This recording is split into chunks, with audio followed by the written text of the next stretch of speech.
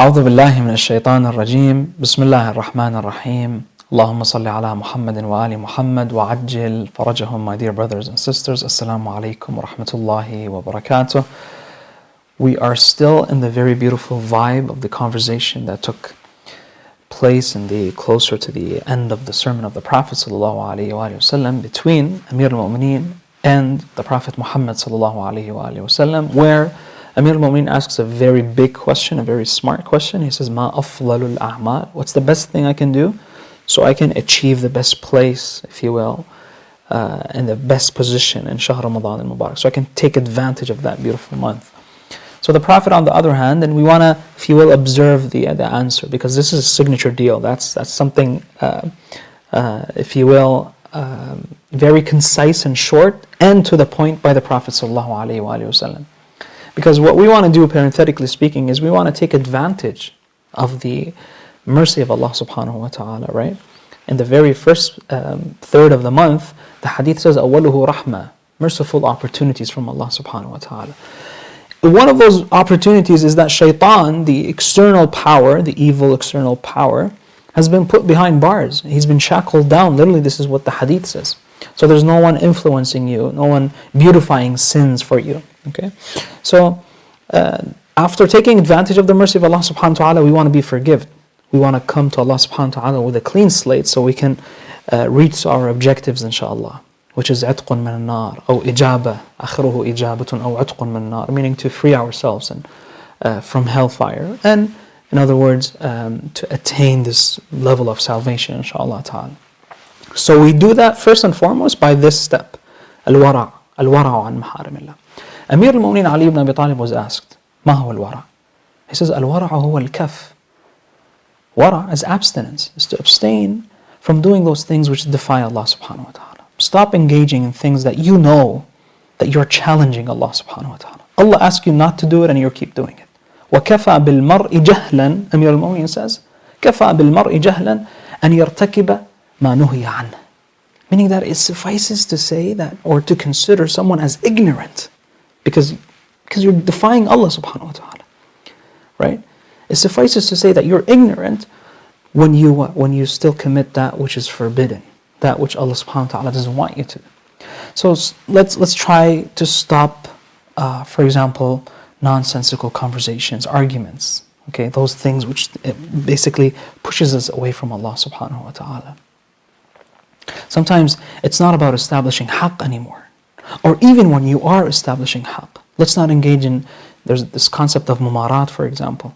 When you know that, okay, this is not about haqq anymore, this other person is just showing off and he wants to prove himself, right? He doesn't want to back up. So you just back up, pull yourself out of this conversation, abstain, right? Abstain from deceiving others, for example, cheating others. Sometimes we do things, for example, without like knowing, right? Unintentionally, if you will.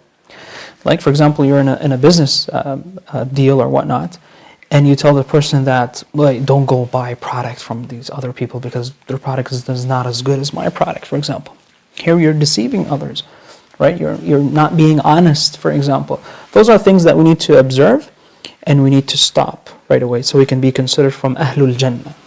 Okay, inshallah ta'ala. So once the Prophet sallallahu alaihi wasallam was sitting amongst his companions. Okay, and the Prophet ﷺ looked at the door and he said, يَطُلُّ عَلَيْكُمْ رَجُلٌ مِّنْ أَهْلِ الْجَنَّةِ.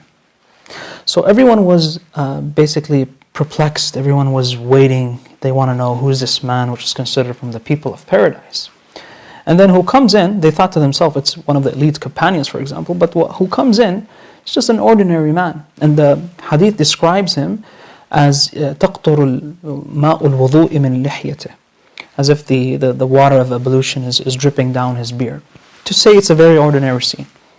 Okay, so they thought to themselves, what is this unique ibadah this man is doing so he can be considered from the people of paradise? So one of the companions of the Prophet, he wanted to basically join this man for a few days so he can basically observe and check out what is he doing different. So he asks this man if he can do that. He says, you're welcome. Be my guest for 3 days. And it happens to be this man is just a lumberjack that goes out in the wilderness, he chops down trees, and then he goes and sells them out. Okay? So at the very end of this 3 days, where this man is observing him, especially at night times, he wanted to see what is he doing. And the hadith says that he would wake just prior Salatul Fajr, and he glorifies Allah subhanahu wa ta'ala, praises Salah, and then goes about his day. So he tells him, what is the deal with you at the very end of this? Be honest with me, okay? The Prophet ﷺ said that you are from the people of paradise. He said, هَذَا مَا رَأَيْتَ, this is what you saw, this is my life. He begged him again, please be honest with me, I know there's something special. He says, هَذَا مَا رَأَيْتَ إِلَّا إِنِّي لَا أَجِدُ فِي نَفْسِي لِلْمُسْلِمِينَ غِشًّا, meaning that I don't find it upon myself to go and deceive others, especially my fellow brothers in faith, right? I don't cheat them, okay? This is one. And then he says, he talks about jealousy. I don't have jealousy upon them, okay? Those are the things which this man abstained himself from, so he can be considered from the people of paradise. And likewise, inshallah ta'ala, this is what we want to observe. We want to check those little shortcomings, those things that we can abstain, and inshallah ta'ala eliminate them from our lives, so we can become from the people of paradise. Sallallahu ala sayyidina wa nabiyina Muhammadin wa alihi at-tayyibin at-tahirin.